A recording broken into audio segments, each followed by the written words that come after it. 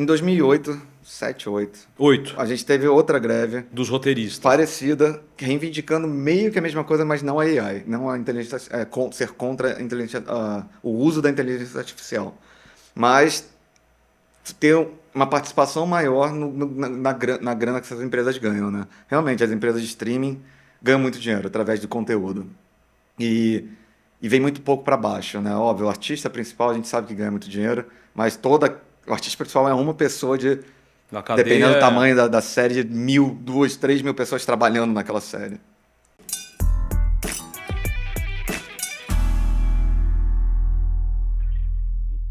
E tá no ar mais um MacCast aqui pelo MacPlay. Essa aqui é uma iniciativa Mackenzie com produção do nosso querido MacPlay, trazendo para você todas as semanas discussões e conversas muito interessantes sobre os mais variados assuntos. Hoje nós vamos falar um pouquinho sobre tecnologia e também vamos falar sobre o mercado audiovisual e de pós-produção. Vamos falar um pouquinho também sobre a greve dos roteiristas nos Estados Unidos e eu tô aqui com ele, que é meu amigo e vice-presidente da Assembly VFX, que é uma produtora de pós-produção com sede em Nova York. Luiz Garrido, olha aí. Fala, Zu. Obrigado, Asman, por me chamar, me convidar para conversar aqui, bater esse papo.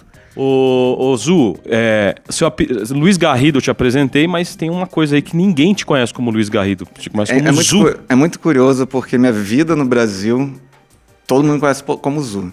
Minha vida nos Estados Unidos me conhece como Luiz. Ah, nos Estados Unidos é Luiz mesmo.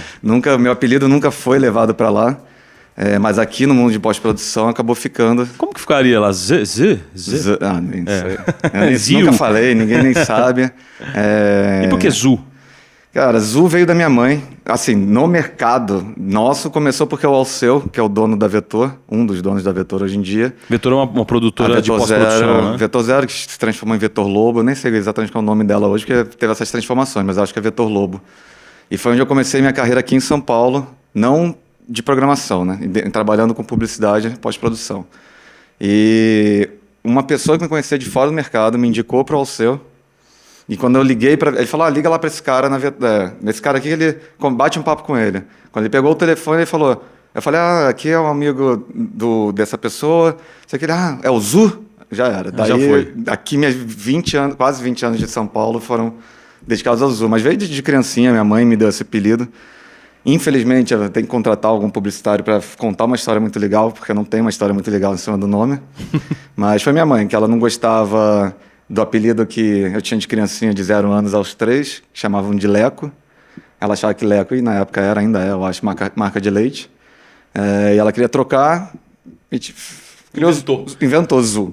Assim, pegou. Mas você vê, ela é uma grande publicitária, porque ela inventou uma marca que pegou pro resto da vida. Pro resto da vida, todo mundo me conhece por Zu e muita gente não sabe meu nome. Esse é meu nome aqui no Brasil, com certeza. Você nasceu e foi criado no Rio de Janeiro, né? Sim, eu nasci no Rio, fiquei no Rio até 19 anos. Com 19 anos, minha mãe era... A gente brinca um pouco, filhos da Varig, né? Que minha mãe era comissária da Varig. A aeromoça. A aeromoça. Da falida Varig, né, que nem existe mais hoje em dia. E por causa dela eu tive muito acesso ao exterior, né? Tanto computação, eu comecei a programar com 11 anos de idade, óbvio, não uma programação robusta como hoje em dia, mas com 11 anos de idade, isso era 91, enquanto o Brasil estava recém abrindo fronteiras para o exterior, eu já tinha um computador dentro de casa, tudo por causa da minha mãe ter esse acesso externo. Quando eu fiz 19 anos, aproveitando as passagens da Varig de graça, resolvi morar na Europa, assim, vou morar em Portugal. E aí fui trabalhar foi o primeiro projeto, fiquei caçando coisa para fazer, foi o primeiro projeto de TV interativa do mundo, feito pela Microsoft com a Portugal Telecom. Isso foi minha saída de casa, assim, vou atrás desse pessoal aí. Aí fiquei trabalhando lá um tempo, de lá migrei para a Espanha. Na Espanha as coisas não deram tão certas, porque eu vim daquele boom da internet junto com quase a falência da internet, em 99, 2000, né? Junto com o bug do milênio e tudo. Então, quando eu cheguei na Espanha, tinha acabado de acontecer os atentados também, do 11 de setembro. Tudo deu meio errado, digamos assim. Errado que dá certo, né? Hoje você fala, ainda bem que aconteceu isso, porque deu certo. Sim. Mas foi na Espanha que Antes eu estava trabalhando só com internet, conteúdo de internet e para TV interativa, que o projeto interativa da Microsoft deu errado e faliu. Eles tentaram em Portugal porque era um país de 10 milhões de habitantes, como um projeto piloto. Eu acho que as pessoas não estavam preparadas para a tecnologia. Hoje a gente conversar sobre interatividade de TV é uma coisa que você fala, como assim? Isso é a coisa mais banal que tem. Não, e tá até meio obsoleto, quase. Então, assim, era uma coisa que estava começando, deu tudo errado. Eu caí para a Espanha, cara, e aí eu fui num festival de cinema. E saí desse festival de cinema, porque um amigo meu tinha feito uma pontinha no filme lá. Fui comprar um crepe. E um cara me falou, fui comprar um crepe, comecei a bater um papo, o cara era brasileiro. Eu falei, o que você está fazendo aqui? Ele falou, vim estudar Maia. O que é isso, Maia? Ele, Maia é um software que faz filme. E eu estava vindo numa época... Isso era 99? Não, isso já era 2001, né? 99 foi quando veio a paixão. Quando eu vi o filme do Matrix, o primeiro Matrix, eu falei, cara, é isso que eu gostaria de fazer. Que eu posso fazer nisso? Vamos só fazer uma coisa? Desculpa dar 2 passos para trás, para a gente fazer meio cronológico. Deixa eu te... Você é um programador, no fim das contas. Você é um cara de tecnologia da informação. Exato. Você não é um cara que vem de uma formação audiovisual. Você é um cara que... Como é que surgiu a tecnologia da informação na tua vida, a programação, e como que você fez essa guinada para a área de entretenimento e audiovisual? É até interessante porque essa parte da Espanha se conecta com isso. Assim, eu, como falei, com 11 anos, minha mãe tinha me dado um computador, sempre fui muito curioso em saber como as coisas funcionam. Desde um carrinho, que você já abriu o carrinho, nunca mais conseguia fechar, e minha mãe me brigava comigo, até abrir um computador. Então, comecei muito no hardware mesmo, no meu computador, fazer testes, descobrir o que era um computador em 90, né? Daí, você começa a descobrir que existe um código, que existe uma programação por trás do que você está vendo na tela. Comecei a me interessar por isso por conta própria. Uma época praticamente sem internet. Eu tinha acesso a material dos Estados Unidos de novo por causa da minha mãe. E comecei a estudar por conta própria. Não era uma coisa que era falada. Você gostar de computador naquela época, enquanto hoje o pessoal considera que são as profissões do futuro, aquela época era pessoal nerd que morava numa caverna, né? Então, assim, não era nem bem vista.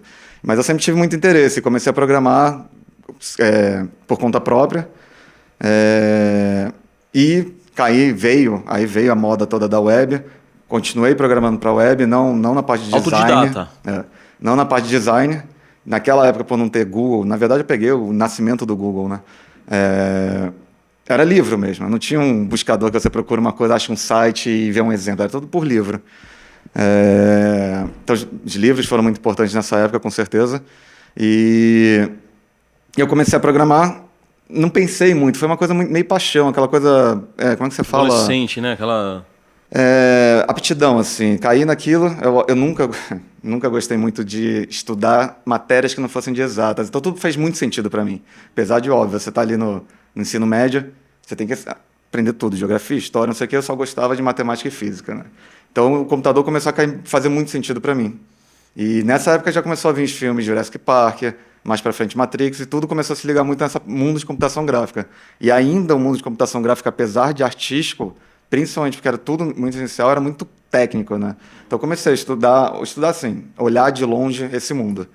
E aí, em 99 que saiu o primeiro Matrix, foi 99 ou 98? Acho que foi 99, que veio essa ideia, quero trabalhar com isso. Só que eu não entendi ainda que, de repente, dava para ser programador nessa área. Então, quando eu saí para trabalhar com isso, eu achei que eu ia ser artista, que eu ia ser modelador, animador, qualquer coisa assim. E aí eu conheci esse cara lá na Espanha, que falou... Estou estudando Maia, o que faz filme. Cheguei em casa, comecei a procurar, descobri que existia uma produtora no Brasil, a Vetor Zero, e esse cara, que era o Alceu, ele tinha ganho um prêmio de Maya Master, não sei o quê. Eu falei, cara, eu preciso ir fazer um curso desse negócio. Peguei o avião para Califórnia. A vantagem de ser filho da Varig era isso, né? Que você pegava um avião para qualquer lugar, né? Quer dizer, onde a Varig tinha voo.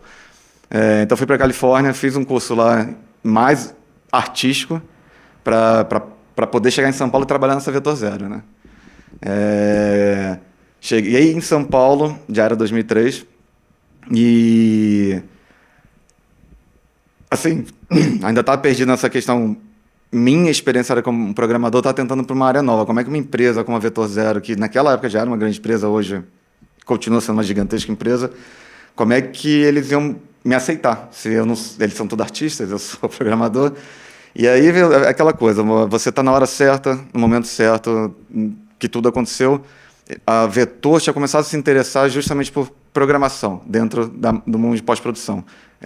Então eu apareci lá 3 meses depois que eles contrataram o primeiro cara para programar, plugin, alguma coisa assim. Você tinha o quê? 21 anos?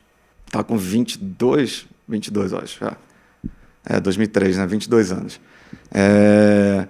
E aí o Alceu, que era o dono da Vetor, falou, se quiser sentar numa cadeira e quando terminar o trabalho desse cara que era o Radek, você fica aí brincando no computador. Então, foi assim que eu comecei na Vetor, né? Não foi um contrato, não foi... Não ganhava nada? Não era pago, né? Na verdade, se você considerar custo de transporte e comida, você estava pagando para trabalhar. Mas com certeza foi o melhor lugar para estar em São Paulo em 2003. Hoje eu sei que existem várias outras produtoras, mas naquele momento a Vetor estava fazendo todos os comerciais de Brahma, Skol, que depois foram cortados por causa do CAD, né? Que tirou animação de comerciais de cerveja por causa das crianças. Mas era a época da Tartaruga na Brahma, do Sirizinho, da Avestruz, tudo aquilo ali estava sendo feito quando eu entrei na Vetor. Tinha propaganda da Skol Beats, a festa, lembra? Tinha uma festa gigante aqui em São Paulo naquela época. Então, uma das primeiras coisas, inclusive, que eu participei foi um comercial da Skol Beats do Homens na Caverna. Que era um monte de... Foi basicamente até onde eu me especializei por um bom tempo dentro da Vetor, que era criar multidão. Hoje você fala que criar multidão, você tem vários softwares para fazer isso. Naquela época não tinha nada. A Vetor estava vindo de uma época que eles usavam Silicon Graphics para trabalhar, quando esses softwares exigiam máquinas bizarras. Hoje em dia, qualquer computadorzinho, você roda um Maya, você renderiza alguma coisa. Então, assim, como eu falei, era o melhor lugar para eu estar. Eu não teria dinheiro para comprar uma máquina para fazer teste, né? Então, agora, tem uma dúvida minha. Como é... Porque, assim, geralmente o cara que quer ir para esse lado da publicidade, que é a montagem, a pós-produção, os efeitos visuais e tal, ele vai para, como você disse, a área artística, se especializa em softwares e tal. O fato de você ser programador te dá um passo à frente disso, por você ter a lógica da programação dentro da tua cabeça, a ponto de poder criar algum tipo de código para ser solução de algum problema de pós-produção? Tudo depende do mundo que você está inserido, né? Então, dentro do 3D, de software de 3D em geral, se você é técnico, você acaba conseguindo se beneficiar mais do software, mas não é um requerimento, mas acaba que quase todo mundo que trabalha com 3D acaba sendo mais técnico, tirando quem está animando, que normalmente é mais artístico mesmo.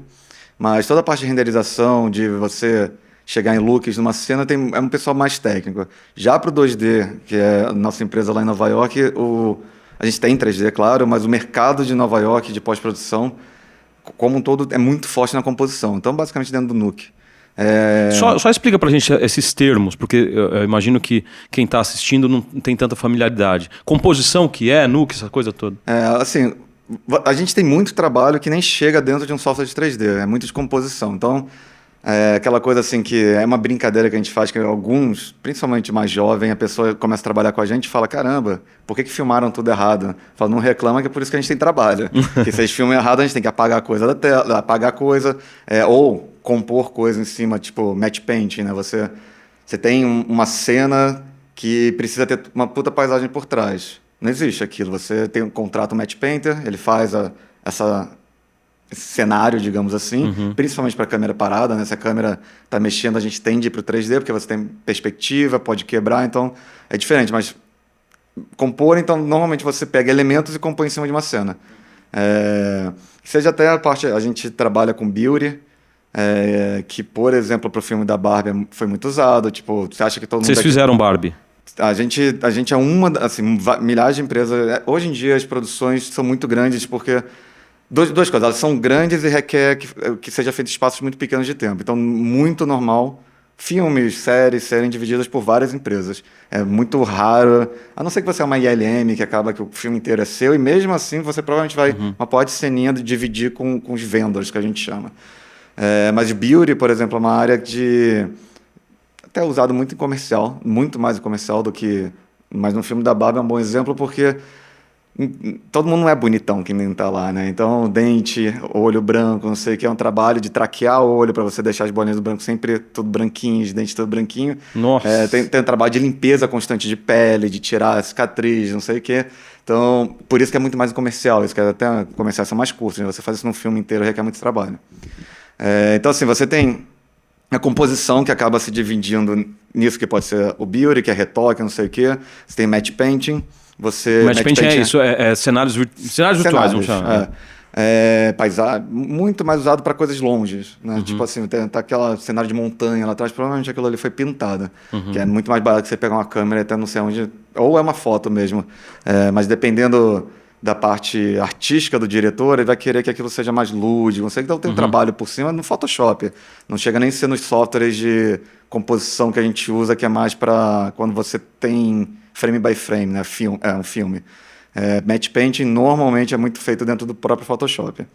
Então, você tem matte painting, você tem a rotoscopia, que hoje em dia nos Estados Unidos a rotoscopia se tornou... Tem duas coisas, né? A gente tem o AI, tornando o trabalho da rotoscopia mais fácil ainda. A rotoscopia inteligência artificial. A rotoscopia basicamente você cortar, sei lá, se eu quisesse te cortar desse cenário aqui, eu tenho que fazer toda a rotoscopia, o cabelo quase sempre é o mais difícil. Sendo bem grosseiro, hoje quando o cara usa ali aquela função para destacar você do fundo, tirar o fundo e mudar fundo, é mais ou menos isso. É uma rotoscopia. Há tempos atrás, até esse ano, até ano passado, a gente mandava muito desse trabalho para a Índia. A Índia se tornou o polo de rotoscopia, porque, óbvio, tem muita mão de obra, tem muita gente e é barato para os Estados Unidos, né?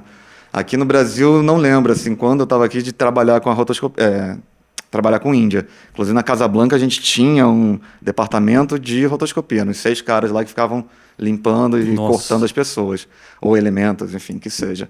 Então, você tem a rotoscopia, você tem a própria composição, que, como eu falei, de repente pegar esses elementos da rotoscopia, do matte paint, juntar tudo e compor uma cena, né?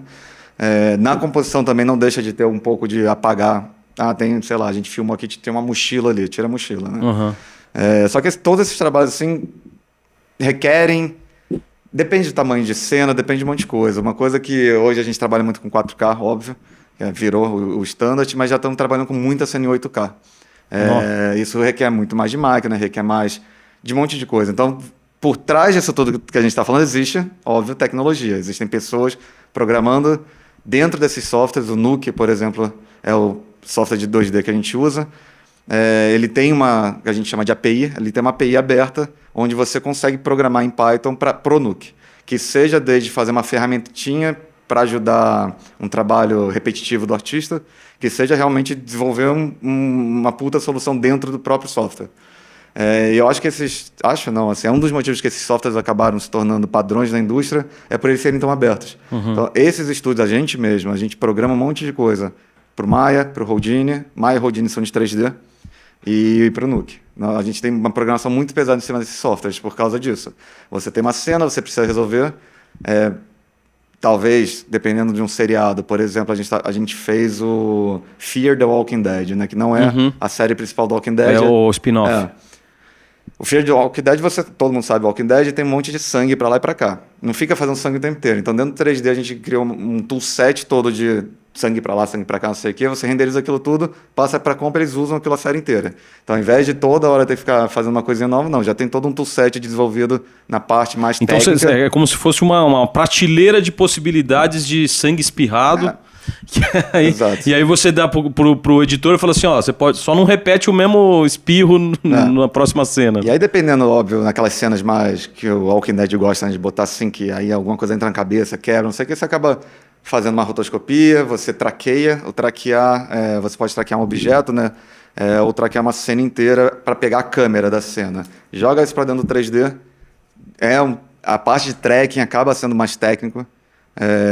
Mas não necessariamente é um programador, mas são pessoas normalmente mais técnicas. Eu tenho uma dúvida, você falou do Fear the Walking Dead, eu sou muito fã da série da The Walking Dead, e eu tinha uma dúvida, o quanto aquilo ali era maquiagem e figurino e o quanto era efeito visual. Porque tinha hora, por exemplo, eu sei que quando o cara dava uma laminada aqui no olho do cara, mas como que a cena chegava para você? Normalmente, essas cenas, inclusive, de enfiar uma coisa na cara de alguém, que eram normais, a pessoa não tinha nada na mão. Ou se fosse uma faca, tinha um cabo, né? E você acabava até deixando para fazer a faca inteira dentro do 3D.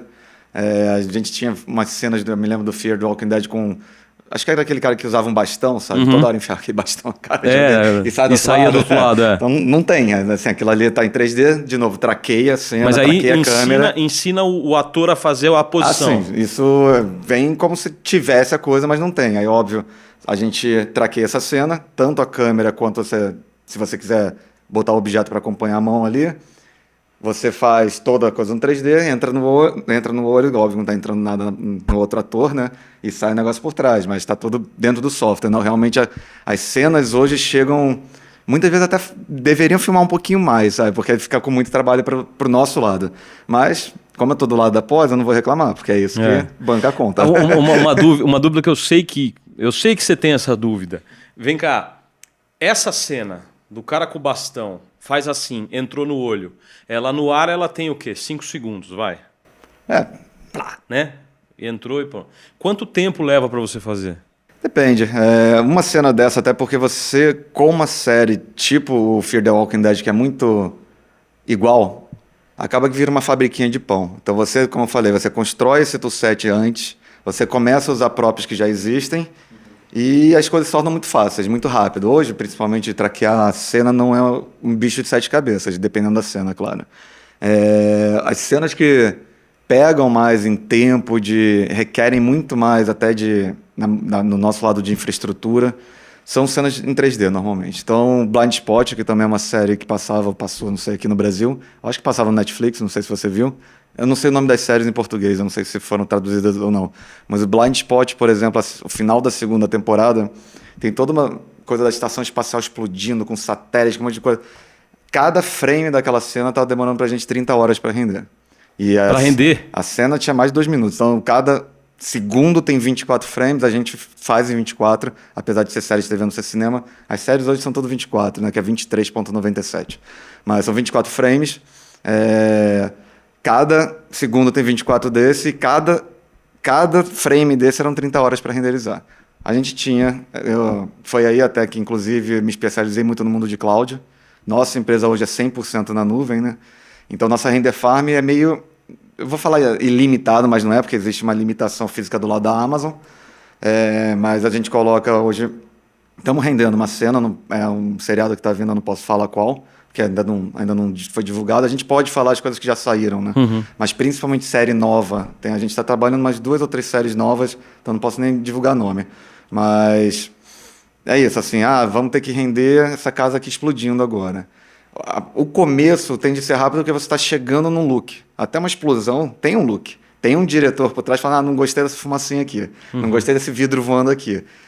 Então você vai ressimulando. Artificial tal coisa. Tá? Você vai ressimulando uma explosão, vai ressimulando fogo, a fumaça que seja, e chega em alguma coisa ali para aí começar a otimizar não, a deixar esse render melhor. No começo é uma renderização mais, não vou dizer tosquinha, mas mais rápida. Depois você adiciona coisa para realmente chegar no que vai para a televisão depois.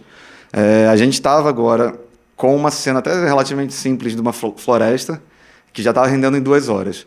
Só que a grande vantagem da nuvem é essa, assim, a gente tinha que render, tinha que entregar. Você coloca mais máquinas, a gente botou 200 máquinas para render, a cena tinha 300 e poucos frames, já em 4 horas rendeu a coisa toda, né?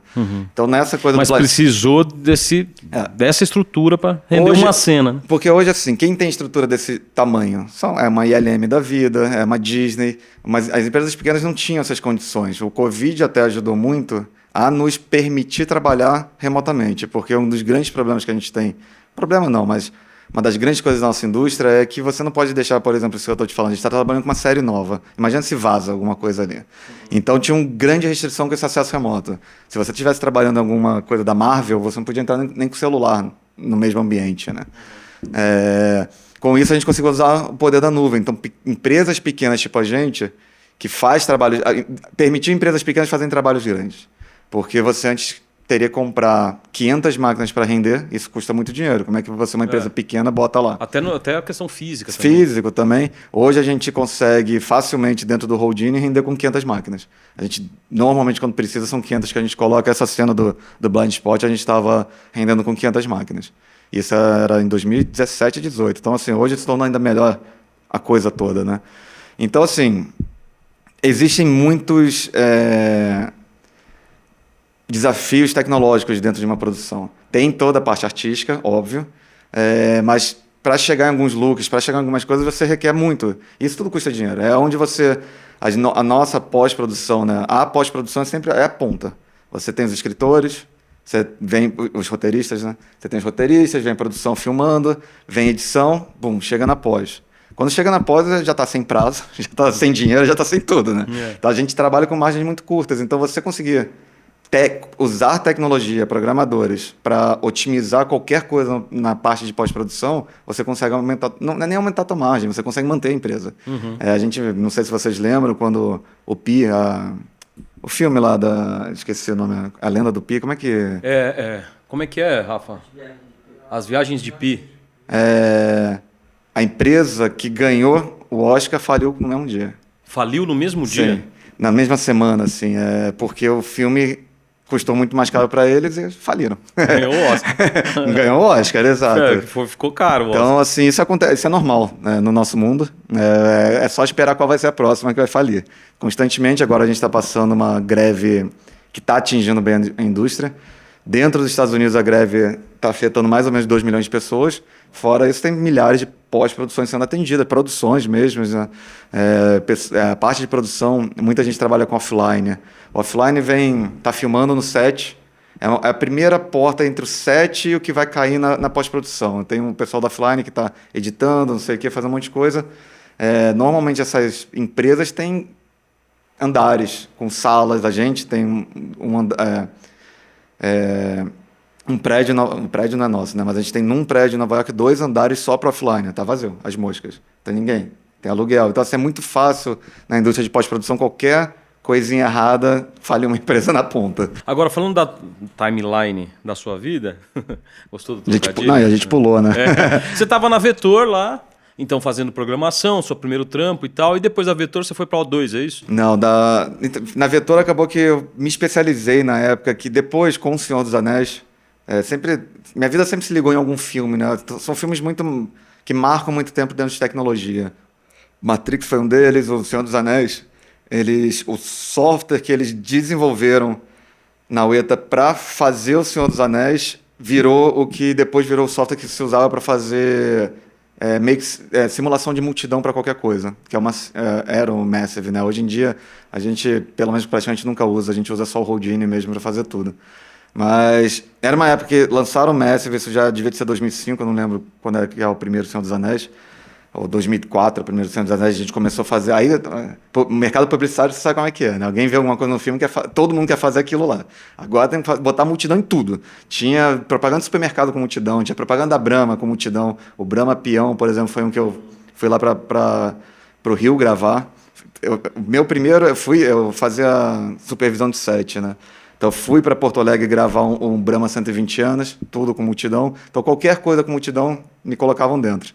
Mas como você perguntou, para onde eu fui depois da Vetor, foi para Casablanca, justamente por causa desse Brahma Peão, que foi um trabalho de multidão, e depois o Brahma 120 anos primeiro, e depois o Brahma Peão. Acabou que eu me especializei muito em multidão, porque a gente não tinha dinheiro na época para comprar um Massive. Ainda deve ser, não toco nele há muito tempo, era um software muito caro. Então, assim, para Brasil, para o tipo de produção que a gente tinha, a gente se virava. E aí, de novo, você depende de programadores. Aí você mas pagar um programador não é mais caro? Depende. Pode ser que sim, pode ser que não. Se você está desenvolvendo tecnologia, você, querendo ou não, ter uma propriedade intelectual ali, você traz valor para a empresa, né? Para outras pessoas que querem trabalhar com você, você tem potencial. Se você pensar em ILM, não sei, quando eu falo ILM, todo mundo sabe qual é. Não, acho que não. Bom, a ILM é a empresa do George Lucas, que basicamente fez todo Star Wars, tudo que você puder imaginar de incrível veio de lá. Avatar. Eles o Avatar não foi feito por eles, mas como o Avatar foi muito grande, atinge muitas empresas. Se eu não me engano, o Avatar, a principal empresa digital domain. Mas a ILM faz os Star Wars, daquela época lá de trás, o Jurassic Park, Exterminador do Futuro, Segredo do Abismo, que foi um dos primeiros filmes que teve 3D. Então a ILM é uma empresa que é isso. Se ela pensasse, primeiro que não existia os softwares na época, né? Então ela desenvolveu o software. O Photoshop saiu de dentro da ILM. Alguns softwares de edição saíram de dentro da ILM. A Pixar, que todo mundo ama, os filmes, saiu de dentro da ILM. Então, assim, eu, por ser desenvolvedor, eu acho que é muito legal você investir nisso que só comprar uma solução black box, que faz só uma coisa, aí você precisa alterar aquilo, não consegue mais alterar. Então, minha filosofia de tecnologia dentro de pós-produção, lá na Assembly a gente usa muito, é o desenvolver.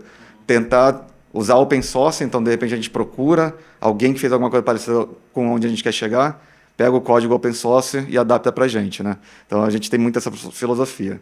Então, eu fui para Casablanca levando esse know-how de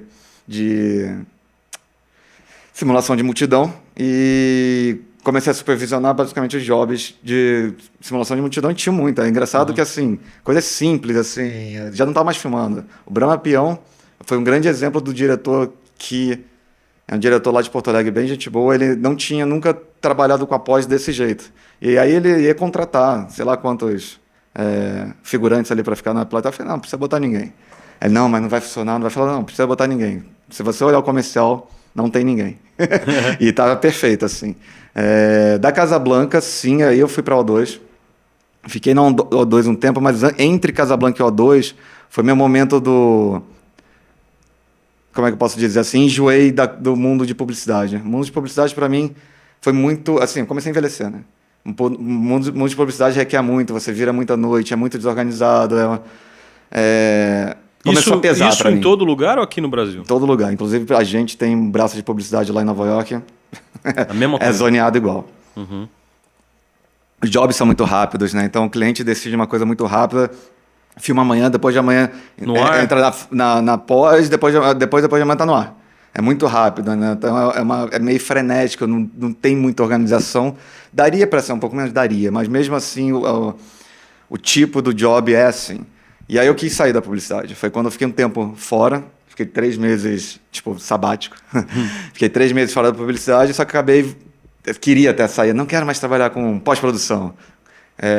Acabou que não aguentei, 3 meses depois fui para a O2. E aí a O2 já era, apesar de sim, a O2 na minha época, não sei nem como ela é hoje, mas na minha época fazia um ou outro comercial, era muito mais voltada para filme, né? A O2, enfim, eu acho que todo mundo do mundo de pós-produção conhece a O2, de produção, nem de pós. Sim, né? sim.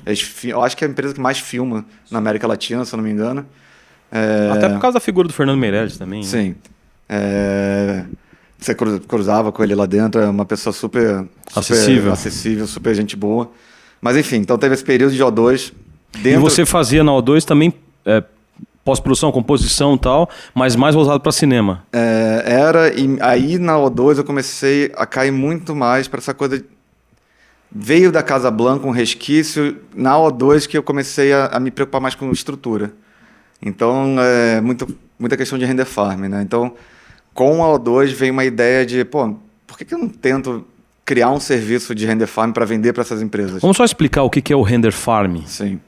Render farm, basicamente, como eu falei, assim, o Nuke também tem, mas são renders muito rápidos dentro do Nuke. O processo, a imagem que a gente vê numa tela, aquilo ali, se vier do 3D, quando você está olhando o 3D, você tem o wireframe, que é tipo as coisinhas... Wireframe, como é que fala esse em português? Um arame, né? Você tem aquela arame, você pode botar no modo shaded, né? Que é o modo onde aparece uma superfície, e você monta a sua cena, você bota uma luz falsa, né? Todo mundo falso. Você bota uma luz, você bota um material, aplica esse tipo de material numa mesa que tem essa reflexão. Isso tudo você não está vendo. Aquilo ali você tem que apertar um botão para ele renderizar. Quando você renderiza uma imagem dentro do 3D, você está transformando aquele mundo 3D, calculando aquilo tudo. Aí tem muito cálculo de física, ótica, né? Como é que essa luz rebate aqui, como é que esse material reage com alguma coisa. Isso tudo é calculado dentro só, você não precisa fazer conta nenhuma. E vem essa imagem bonitona. Então, normalmente o pessoal de look dev, né, é o pessoal que está chegando no look.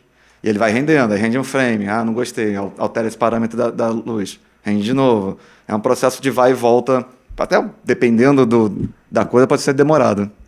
Os melhores profissionais já sabem. Se eu acertar esse parâmetro, vai ser um render bonitão. Rende, não vou dizer o primeiro render tá maravilhoso, mas chegam em resultados mais rápidos. E essa é a parte, principalmente se você trabalha com 3D, que requer muito.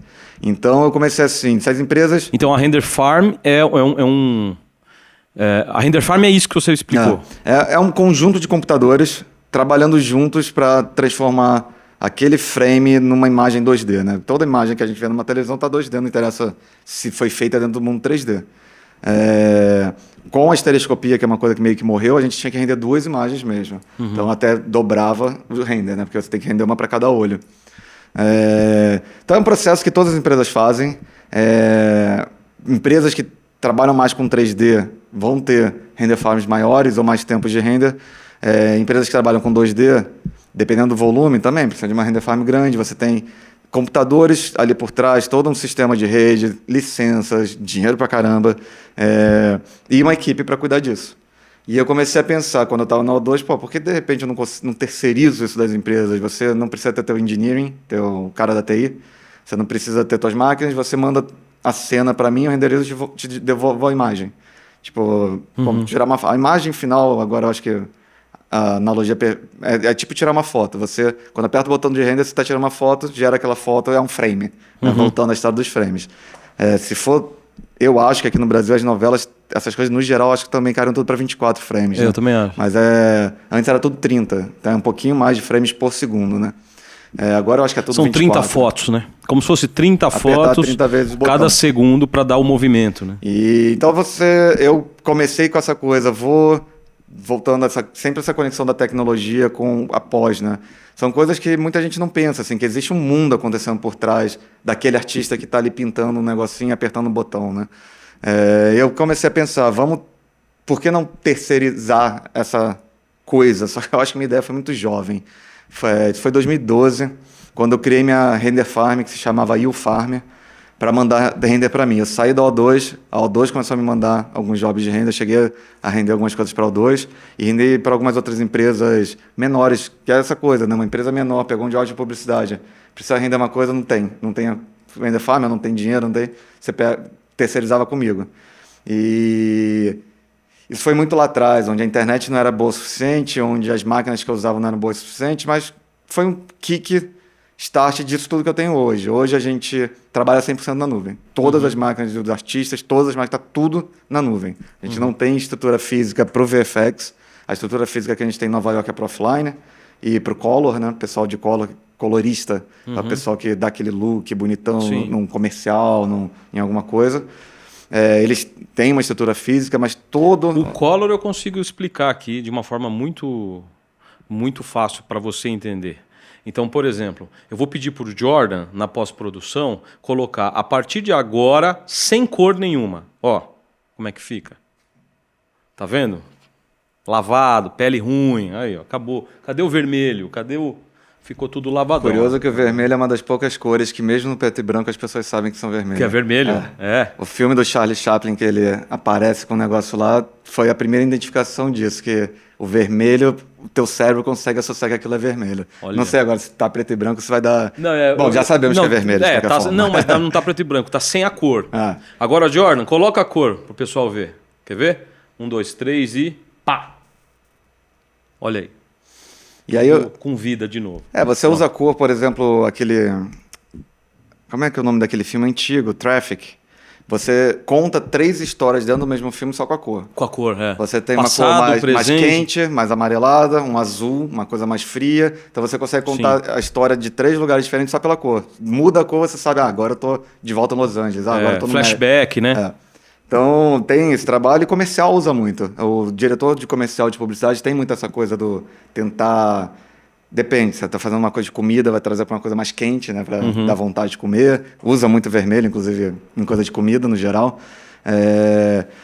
Então, essas coisas estão físicas na empresa. O resto está tudo na nuvem, 100% Agora, na nuvem. Como foi a ponte O2 Nova York? Como é que você foi parar em Nova York? Isso é meio loucura, assim, para falar a verdade. Eu sempre falo para minha esposa, inclusive, não tente fazer as coisas que eu fiz, porque provavelmente no mundo de hoje em dia daria errado. Apesar que o mundo de hoje em dia, quando eu fui para Nova York, já tem 7 anos. 7? Foi 2015, 8 anos, né? Quase 8 anos, vai fazer 8 anos. 8 anos atrás, não parece uma coisa muito longe, mas é muito longe. Se a gente pensar no mundo pré-Covid, já é muito longe, né? Sim. O mundo, e o Covid transformou o mundo pra caramba. Como eu falei, a nossa indústria lá em Nova York não estaria trabalhando remoto se não fosse Covid. Porque ali os estúdios começaram a aceitar pessoas trabalhando em lugares diferentes, podendo ter aquela imagem vazada, né? Se eu estou trabalhando de casa, alguém passa, ou num café, alguém passa atrás da minha tela, vê uma imagem ali, tá vazando trabalho, né? Então, assim, o Covid proporcionou isso, por pior que tenha sido para a indústria de VFX, a gente abriu uma nova fronte, né, de tecnologia. Mas 2015? então, quando eu fui para... Cara, foi antes, né? Eu saí da O2 em 2013, não, começo de 2014, porque finalzinho de 2013 eu comecei a fazer trade na bolsa com meus códigos, né? Eu comecei, olha, existe programação para bolsa de valores. Aí eu fiz uns robôs, não sei o que, bem pré, tudo esse mundo agora de Instagram, né? Falando, eu tenho isso, aqui não. Ninguém nem sabia o que era bolsa de valores, era coisa de nerd, né? Sempre era coisa de nerd, isso aí ninguém quer mexer. E aí eu pedi demissão da O2 porque eu achei que eu ia viver de bolsa. E aí veio a crise da 2015, ali final, que depois veio até o impeachment da Dilma, e a coisa não deu certo para mim. E eu falei, gente, preciso voltar a trabalhar.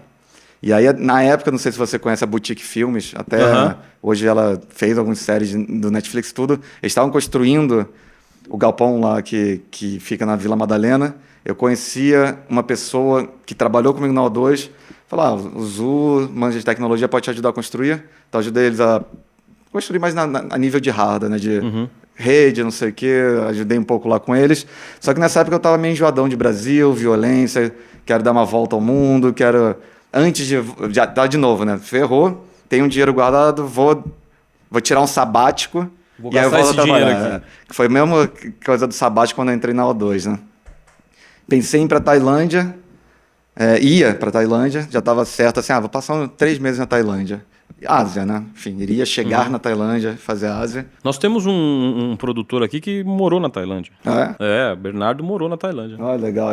Enfim, óbvio, meu olho é de turista, eu gostei muito. Quero voltar, óbvio, também para turismo, nunca pensei em morar, mas foi um lugar que eu gostei muito.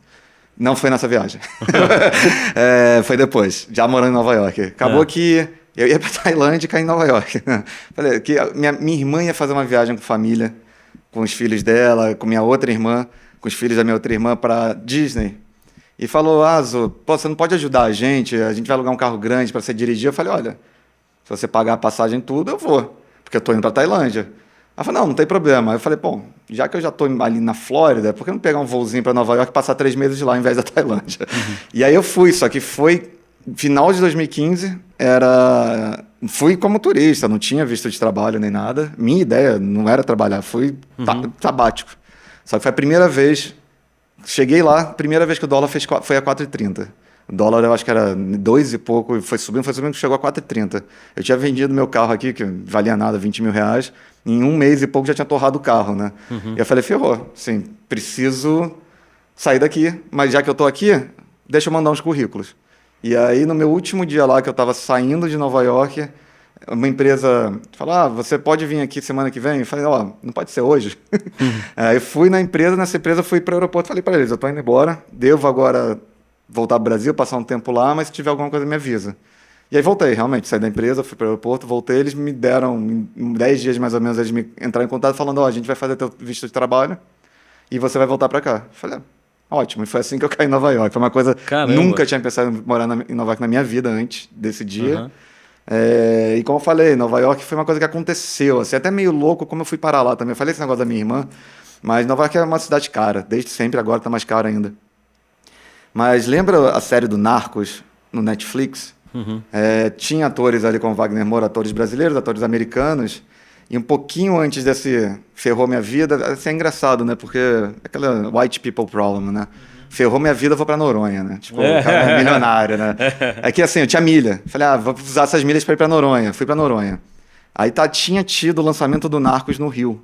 E a mulher que faz a esposa do policial no Narcos tinha vindo pra premiere do Narcos aqui no Brasil e foi pra Noronha. E eu conheci ela lá no barco de mergulho. E a gente começou a bater papo, não sei o quê. Eu falei... Aí já tava com essa ideia de ir para Nova York, eu já ia ajudar minha irmã lá, tudo. Ela falou, eu tenho uma amiga que é atriz também, ela também era atriz, né? Que pode, de repente, te emprestar o apartamento dela. Porque ela tá fazendo uma turnê pelos Estados Unidos, atriz de teatro, no caso de Broadway. Tá fazendo uma turnê pelos Estados Unidos, acabou que eu consegui um apartamento lá muito bom, inclusive hoje, na época você sai aqui de São Paulo, apartamento grande, não sei o quê, você chega lá e fala, nossa, que coisa horrível. Hoje eu sei que aquilo lá Foi muito bom, muito bom. Para o que é Nova York, né? Para quem conhece, para quem já morou lá, sabe a dificuldade de você achar um lugar bacana, que não vai te tirar os olhos da cara, né? Então, assim, acabei tendo essa facilidade para cair lá, então economizei muito, mas o dólar ficou muito caro. Então, caí nessa empresa, que era a AlchemyX. Foi até, inclusive, onde eu trabalhei com Blind Spot, com Fear the Walking Dead, que a gente está falando. Power, eu acho que essa série Power nunca veio para o Brasil, mas era uma série grande lá, que assim, era meio que a grana toda da empresa vinha dessa série, né? O Blind Spot foi uma coisa, o Fear the Walking Dead foi outra coisa. Essa daí era uma série que a gente fazia tudo, né? Da série. Como eu falei, normalmente tem várias empresas fazendo. Essa a gente era meio que o único vendor, então você tem muito trabalho. Tem o Power, eu não consigo lembrar tudo que já participei, porque como eu estou na parte de tecnologia, e muitas vezes a gente bota a mão em todos os projetos. E esses projetos normalmente têm codinome dentro da empresa. Você não é o nome que foi pro ar, né? E aí, de vez em quando, até a minha esposa, assim, olha, ela tá vendo alguma coisa, fala, isso aí foi a gente que fez. Ela, pô, você nem fala nada, né? Fala, não sabia o nome. Não lembrava, mas aquela Maniac, que também saiu no Netflix, eu não sei se os nomes, de novo, não sei se os nomes são os mesmos no Brasil, também era pela AlchemyX. Mas voltando àquela coisa você chegou lá e pegou currículo e... eu tava nessa coisa da Bolsa de Valores, achei que eu podia viver de Bolsa de Valores, veio uma crise, dólar alto, Bolsa tirando meu dinheiro, não me dando. Voltei, quero me aposentar, fui procurar trabalho. Toda vez que eu penso em me aposentar, eu trabalho mais. Essa é uma grande verdade. É a vida, né? Falar, agora tá tudo bem, vou me aposentar. Agora a gente está com essa empresa em Nova York, não que eu estivesse pensando em aposentar, mas estava, assim, pós-Covid, navegando uma maré boa, né? E aí veio a greve dos roteiristas. Vamos falar um pouquinho sobre essa greve. Primeiro, assim, qual que é o motivo dela e se tornou séria, né? Já faz um tempo que está acontecendo. O que tem se requerido a ponto de chegar nessa greve? O problema da greve, o problema principal, em 2008... 8. A gente teve outra greve. Dos roteiristas. Parecida, reivindicando meio que a mesma coisa, mas não a AI. Não a inteligência... ser contra a inteligência, o uso da inteligência artificial. Mas ter uma participação maior na grana que essas empresas ganham, né? Realmente, as empresas de streaming ganham muito dinheiro através do conteúdo. E vem muito pouco para baixo, né? Óbvio, o artista principal a gente sabe que ganha muito dinheiro, mas o artista principal é uma pessoa dependendo do tamanho da série, de 1.000, 2.000, 3.000 pessoas trabalhando naquela série. E o dinheiro não é distribuído igual, óbvio, como várias outras profissões. Mas eles estão tentando se defender. Qualquer um hoje, eu acho que sabe o que é ChatGPT, né? ChatGPT é uma das coisas de AI que a gente tem. E você sabe, se você escrever ali... me dê um roteiro para uma série lúdica. Se você for criativo no jeito que você faz o input, você tem um roteiro, né? Então eles estão tentando se defender contra o uso disso. Isso é uma parte do problema. E outra parte do problema, que aí envolve mais o mundo artístico, hoje, por causa dos filmes Marvel, por exemplo, esses artistas são tudo escaneados em 3D. Então você tem aquele artista em 3D. Hoje você consegue continuar fazendo filme sem precisar do ator. Você, através de inteligência artificial, o próprio 3D, mas com a AI ficou mais fácil, você consegue criar uma cena inteira usando aquele artista sem ter pago nada para ele. Então, os artistas abraçaram também a ideia. Começou com os roteiristas, deles expandir um pouco para os artistas como um apoio, né? Os artistas dando apoio a isso tudo. É muito difícil lutar contra a tecnologia. Tem a questão da dublagem também, né? Dublagem, tem muitas coisas, assim, muitas coisas. Mesmo se você pensar em AI, em níveis mais avançados, realmente o trabalho de todo mundo está na linha. Até meu de programador, óbvio que talvez seria um pouco mais para frente, porque você precisa de um programador para implementar, para dominar a ferramenta, até porque o AI ainda não tem os braços, né? Tem alguns robôs sendo criados, mas é diferente a ideia. A toda outra linha de produção você começa a substituir. Como eu falei, a gente usava muito rotoscopia na Índia. Hoje você tem um Node dentro do Nuke, que você ensina ele, é o copycat, você ensina ele a fazer o que você quer, depois você consegue aplicar um monte de coisa, então você parou de usar a Índia. Né? Então, a AI está botando a profissão de muita gente na mão, só que, historicamente, se a gente pegar qualquer revolução industrial, a tecnologia sempre ganhou. Porque a gente vive no mundo capitalista e sempre vai ser, o mais barato vai ser o que a empresa quer. não é o que é melhor humanamente, né? Então eles estão brigando contra isso e estamos aí, 3 meses e pouco de greve. Então, como eu falei, a gente estava vindo surfando uma onda pós-Covid boa, só que essa onda não foi o suficiente para agora. A gente está no meio de uma greve, num momento ruim para muitas empresas. Eu tenho vários colegas em Nova York já sem trabalho há 3 meses. Algumas empresas que reinaram, por exemplo, no ano passado, falindo. A nossa ainda está se segurando porque a gente pegou uma série grande do Netflix de Londres e ela está sustentando a gente pelo menos até novembro. A tua empresa, a Assembly VFX, ela tem quantos funcionários e qual que é o risco que está se correndo aí em relação à porcentagem de cortes e tal? A gente trabalha muito com freelancer, né? Inclusive no Brasil, né? Aqui, na minha época de O2, ou Vetor Zero ou Casablanca, era muita gente contratada, né? Sempre no PJ brasileiro que você Não, mas contrata... eu digo, a tua empresa contrata muito brasileiro. Assim, a gente contrata gente daqui, atualmente até pouco, mas a gente trabalha com programadores daqui, que é o grande problema que a gente tem com o artista, que por causa de incentivo fiscal, os artistas precisam estar em Nova York ou precisam pagar o tax novaiorquino, né? Então você tem que receber o seu dinheiro por Nova York, não interessa se você está trabalhando no Brasil. Isso tem um imposto alto e você teria que ter legalidade para trabalhar lá também. Então, assim, nossos artistas, há uma grande concentração nos Estados Unidos. A gente tem um artista na Itália, tem um cara na Califórnia, não sei o quê, programadores tem no Brasil, e o core da empresa de sócios e tudo tá meio que em Nova York. A gente, agora, antes de vir a crise, e quando a gente estava nesse pico de trabalhos grandes, a gente estava com mais ou menos 60 pessoas, só no VFX. Não a empresa como um todo. A empresa como um todo, eu acho que estava na casa de 100. E se você pensar que a gente estava no VFX com 60 e agora a gente está com 35, mais ou menos, já caiu pela metade. Já aponta a queda. Mas ainda não atingiu as pessoas, os staffs, né? As pessoas que seriam CLT. A gente só não está renovando com o cara que é freelancer. A gente está tirando os freelancers e não renova. E é o mercado de freelancer. Eles sabem que funciona assim. Acabou o teu job, eu te buquei para um mês. Acabou o job, acabou. Se tem outro job, você renova com aquela pessoa, senão você só deixa ela aí. Então a gente agora está mais ou menos com 35 pessoas. Se agora, entrando outubro, a greve não tiver acabado, provavelmente a gente vai começar... não só isso, agora setembro, cortamos 25% do salário de todo mundo. Todos, inclusive sócios, todo mundo... 25% a menos. 25% a menos. Outubro, se a greve continuar, a gente provavelmente vai ter que realmente cortar o pessoal, seria o CLT, né? O staff.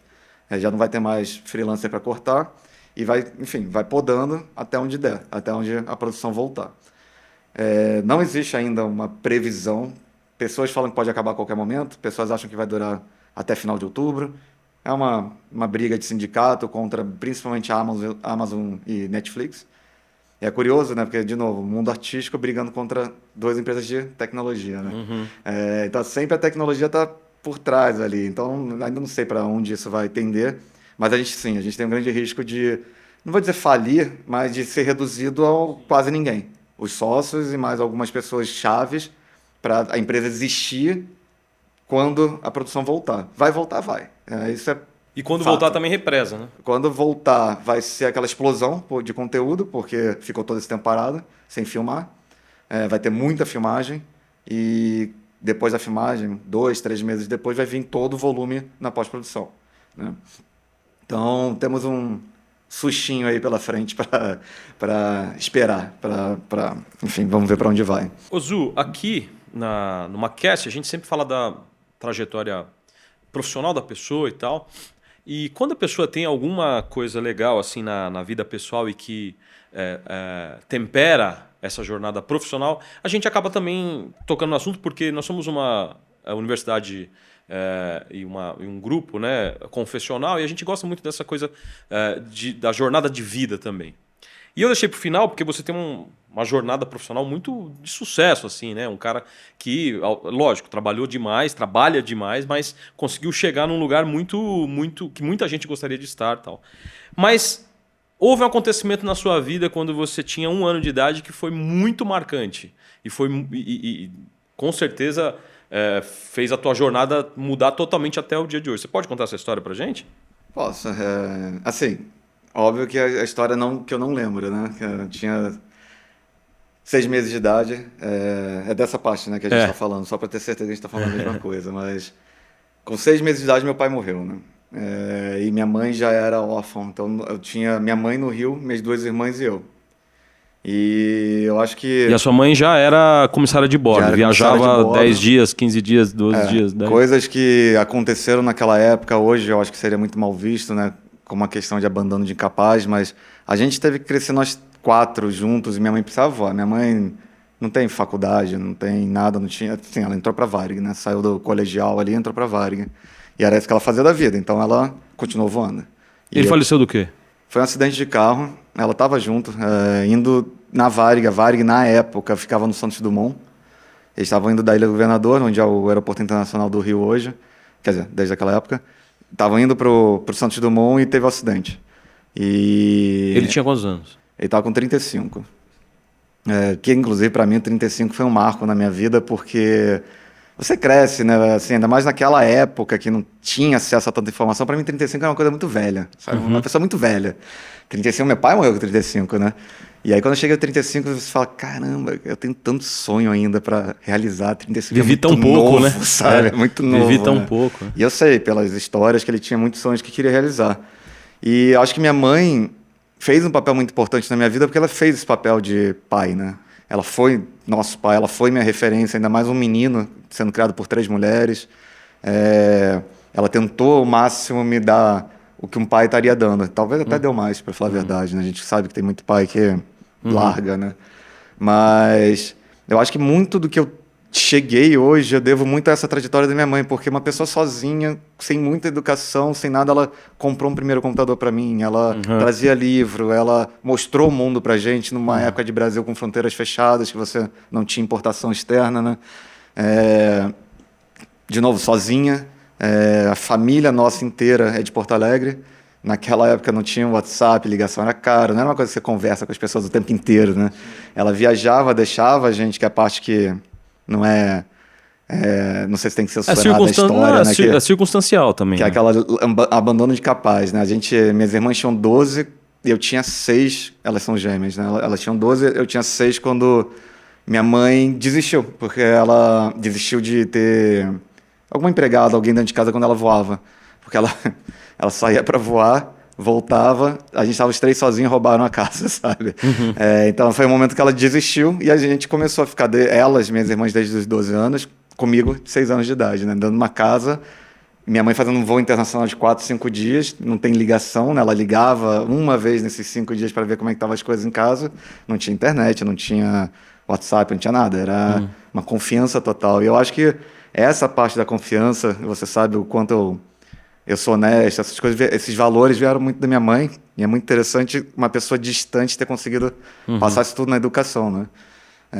Fez muita questão da gente estudar, então ela nos pagou uma escola muito boa no Rio, basicamente era o dinheiro inteiro dela, então a gente não viveu com luxos nem nada, mas a gente tinha melhor educação, né? Minhas 2 irmãs passaram para a USP, eu demorei um pouco mais para me encaixar no mundo acadêmico, porque eu queria trabalhar, essa coisa que eu fui para Espanha, Portugal, não sei o que, blá, blá. Vim me formar já enfim, com 28 anos de idade, quando eu estava em São Paulo, em administração. Não tem nem nada a ver com tecnologia, nada a ver com o mundo de pós-produção. Mas acabei me formando em administração. Mas acho que muito do que eu me transformei como pessoa foi a dificuldade que minha mãe enfrentou sozinha e passou isso muito forte para mim, né? Então a imagem de mulher, eu tenho uma imagem muito forte da minha mãe e das minhas irmãs também. Minhas irmãs conquistaram coisas. A que mora aqui em São Paulo, a que tem um escritório de advocacia aqui em São Paulo, se formou também na USP. É super referência nacional. Eu acho que a gente todos deve muito isso à minha mãe, sabe? Então é uma história pessoal que até estou segurando para não chorar. Eu estou percebendo. Assim, minha vida, com certeza, os gatilhos que eu tive de oportunidade vieram da minha mãe, sem ela saber, né? Sem ser uma coisa... Ela não era uma pessoa super estudada, ela não sabia nem que era um computador, mas trouxe um computador para dentro de casa, que ela escutou nos Estados Unidos, está tendo computadores, sei lá. Sim. Acessíveis, né? Ter computador a gente já tem há muito tempo, mas acessíveis. Computador pessoal, né? E que seja tipo, tem pais... Uma coisa que eu acho da minha mãe muito interessante, que assim, as pessoas falam assim, mas meu pai e minha mãe não me apoiou em nada. diretamente minha mãe não falou, você tem que fazer isso, mas ela me deu todo o suporte para eu descobrir sozinho o que eu queria. Então, acho que ao mesmo tempo que algumas pessoas podem julgar, porque eu não julgo desse jeito, não tive apoio, por outro lado, eu tive toda uma base que E eu acho que mais importante, eu não tive um bloqueio, né? Não, não quero que você faça isso aí, não. Imagina, falar de computação e mundo artístico naquela época lá, assim, não, você não vai trabalhar com isso, você tem que ser advogado, engenheiro, médico, sei lá, né? Então, ao mesmo tempo que não teve, assim, minha mãe não sabia que era esse mundo de tecnologia nem nada, quem sabia, né? Na década de 80, 90. E ela me deu isso tudo. Então, com certeza, onde eu cheguei tem muita participação dela. Querendo não, até morar em Nova York, né? Eu ia para Nova York pequenininho, enquanto meus amigos iam para a praia ali do Rio, minha mãe me levava para Nova York, né? Um exibicionismo que a gente nem tinha dinheiro, porque ela nos levava no voo dela. Porque tinha direito, graça, né? Tinha direito, ela nos levava no voo dela, não é que a gente passava uma semana em Nova York, a gente passava uma noite. Ia no voo dela, chegava, dormia, acordava e no outro dia eu tinha que voltar, sabe? Então, conheci os Estados Unidos, conheci um pouco de mundo através da minha mãe, depois, eu acho que aí já com 20 e poucos anos de idade, comecei nas minhas próprias pernas, né? Usando a Varig. Então, para mim, a minha maior referência, com certeza, de vida foi minha mãe, foi um pai, e é uma pessoa muito forte, uma pessoa que ainda está viva, e a gente teve sempre alguns atritos, como mãe e filho, normal, mas é minha grande admiração, com certeza. Ô Zu, para terminar assim, a última pergunta, eu sei que tem muitos estudantes de tecnologia da informação, aqui no Mackenzie a gente tem um curso muito forte, uma faculdade muito forte, chamada FCI, e a gente tem muitos estudantes que de repente estão assistindo, dizendo assim, nossa, eu não imaginava que eu poderia ir para o mercado e a indústria do entretenimento e da pós-produção sendo... Me fala um pouquinho, dá um pouquinho uma sugestão, ou não sei se eu poderia dizer um conselho para quem está fazendo tecnologia da informação ou para quem gostaria de ir para pós-produção. Como é que... Porque hoje é diferente também, né? A gente está o mercado é diferente, o cenário é diferente. O que eu passei é muito diferente do mundo de hoje, com certeza. Se você vê que a linguagem, uma das linguagens, se não é a maior, é a segunda maior linguagem de programação usada hoje é o Python. O Python não foi criado, recente, ele é mais, acho que final de 80, mas ele começou a ser usado quando eu já estava programando. Então, assim, eu vi o Python não nascer, porque eu falei, já existia, mas eu vi o Python começar a ser integrado em tudo. Então, até para comparar épocas, se você hoje está estudando tecnologia, gosta de Python, você te abre um leque. Meus robôs na bolsa de valores são feitos em Python. Nossos códigos para render farm, para tudo que a gente tem rodando na Amazon hoje, são feitos em Python. Quase tudo que a gente faz dentro, raramente a gente precisa usar C++, mas quase tudo que a gente faz dentro do Nuke e que a gente faz dentro do Maya e dentro do Houdini são feitos em Python. Então, assim, se você é de tecnologia, é difícil o pessoal de tecnologia ter essa pegada mais pro artista, né? Mas se você gosta desse mundo, existe como você unir os dois mundos, o artístico com a tecnologia. E mesmo que você não queira ser o artista final como eu não sou, eu fui lá mais dentro da publicidade, eu tocava realmente na cena que você está vendo na TV. Hoje, eu quase não toco nessa cena que você está vendo na TV, mas para gerar aquela cena, está usando praticamente muito código que passou na minha mão, né? Então, assim, você também não precisa querer ser artista, você de repente se interessa muito pela área de cinema, gostaria de ter seu nome ali nos créditos de um filme, acha isso muito legal. Existem várias, para programadores principalmente, e também para o pessoal de TI, para quem gosta mais de hardware, essas coisas. Hoje a gente está migrando muito para a nuvem, então meu grande conselho, se você gosta do mundo de hardware, é você cair para o que a gente chama de DevOps, né? Então, você ser mais um cara da TI, né? A gente chama de engineering lá, que entende de software. Porque um buraco que aconteceu na linha da minha profissão tinha o pessoal do hardware e tinha o pessoal do software. Eu sempre fui o cara do meio, isso me abriu muita porta, que você conversa com os dois lados. Normalmente o cara do hardware não gosta do cara do software e vice-versa. E aí você tem uma pessoa no meio que faz essa ponte. Então é um soft skill que é interessante. Você pode gostar pra caramba de código, mas entenda um pouco do hardware, entende por como que teu código está atingindo aquela máquina, né? E mesma coisa na nuvem, como o seu código está deixando aquele processo na nuvem mais devagar ou mais rápido. Então, assim, de novo, para mim, eu não escolhi, eu diria que essa indústria me escolheu, porque eu fui navegando coisas que caí lá. E era uma coisa que começou a unir minha paixão com o cinema, junto com minha paixão com código. Eu achei que para trabalhar com cinema eu ia ter que virar artista. Acabou que no meio dessa minha transição, olha, existe código. Aí continuei no código, né? Então, você dentro da pós-produção tem várias áreas, com certeza uma pessoa de tecnologia pode usar.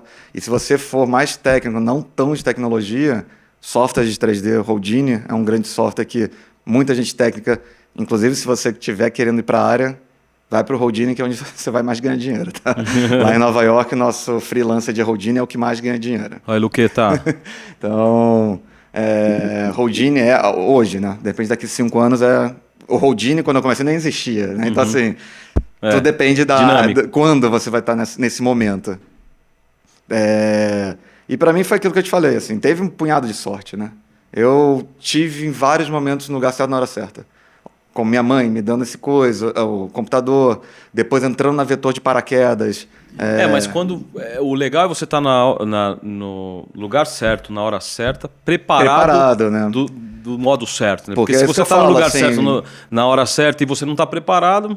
Por isso perdeu. que é bom. Hoje é muito mais fácil do que na minha época, né? Na minha época eu tinha que comprar livros. Eu tenho livros comprados na Amazon em 98. Quem compra livro hoje em dia? Todo mundo acessa um conteúdo online, né? Eu tinha a Bíblia do JavaScript, a Bíblia não sei o que, ficava lá lendo, procurando as coisas, sabe? Fazendo exercício que seja. Então, assim, tem muita informação na internet. Eu acho que o mundo se tornou muito competitivo. Não adianta achar que vai ser fácil. Eu acho que tudo é possível, mas... tem que estudar. Você precisa botar as caras para estudar. Tem gente que tem mais aptidão, que eu acho que foi o meu caso, desde os 11 anos, já gostava, comecei a aprender. Tem gente, como minha esposa, que conheceu o código já com 20 anos de idade, né? Então, assim, não é que ela veio de criança, ela não tinha nem computador. Ela conheceu, ela com certeza vai passar mais dificuldade que uma pessoa que já está desde mais cedo tendo acesso à tecnologia. Mas é um mundo competitivo. Hoje, a profissão do futuro. Do mesmo jeito que qualquer outra profissão, em top de gente, já não é mais a profissão do futuro, né? Mas é uma profissão muito forte. Se você tiver uma boa formação, que seja pela faculdade, mas não fique só no que a faculdade te traz, porque a tecnologia está atualizando a cada segundo. Continue estudando o que está vindo. Por exemplo, não sei se aqui no Mackenzie vocês já conversam, já falam sobre AI, mas óbvio, bastante. O hot topic agora para cair de cabeça para aprender. Mesmo que não seja para você programar um ambiente de machine learning ou alguma coisa assim, mas que seja para você entender como é que aquilo ali está funcionando, né? Eu acho que para pessoal de tecnologia, eu acho que também isso seria para o pessoal do direito. Se você não se atualiza, você fica para trás. Sim. Quando minha primeira faculdade que eu entrar era o FRJ, fiz o vestibular todo, quando eu vi o currículo do que ia ser dado, falei, esquece, eu vou aprender tecnologia de 50 anos atrás, eu estou querendo para o futuro, não estou querendo para trás, né? Na época eles estavam ensinando COBOL. Hoje eu acho que se você tiver uns 70 anos, provavelmente você sabe COBOL, porque assim, morreu a língua. É interessante que esses caras ganham muito dinheiro, porque como não tem mais programador, sobrou esses caras lá e precisa fazer manutenção em um sistema muito antigo. Mas assim, então na minha época foi interessante eu atrasar um pouco a faculdade. Hoje é o contrário. Hoje o mundo está muito competitivo, faça a sua faculdade, caia de cabeça em estudo, porque vai ser difícil. Não tem moleza. E você sabe, se você está procurando, você está de fora assistindo esse papo, você está procurando um curso muito bom em tecnologia, vem aqui para o Mackenzie, enfim. Ô Zu, queria te agradecer. A gente tem um mimo para o Zu, que é para os convidados que vêm aqui. A gente dá um pequeno mimo, um gift. Imagina, olha prazer aqui, é meu, por favor. de vir, cara. São alguns produtos com a marca Mackenzie. Legal. Aí. No meio disso tudo, né?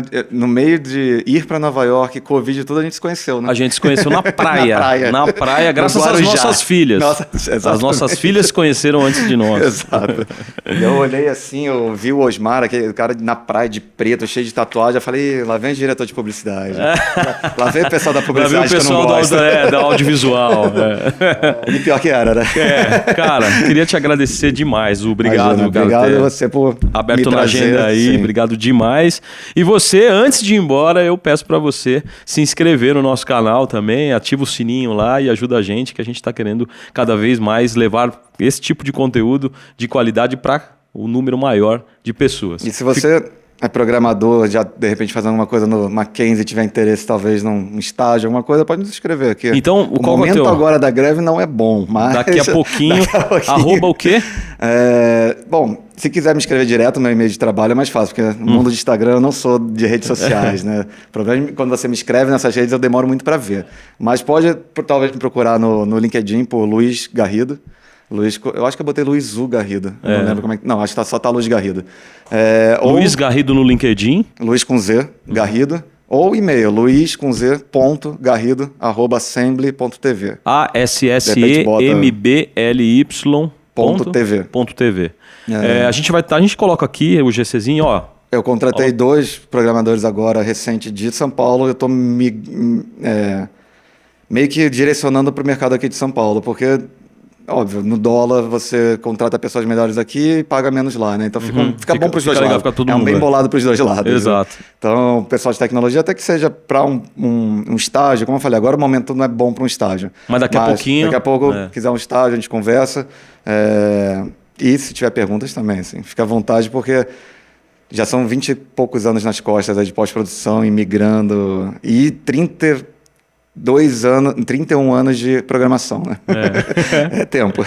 É isso aí. Então, obrigado por você ter ficado até aqui. Procura aí no YouTube, nas nossas redes, tem muito mais conteúdo legal para você. Até a próxima. Tchau.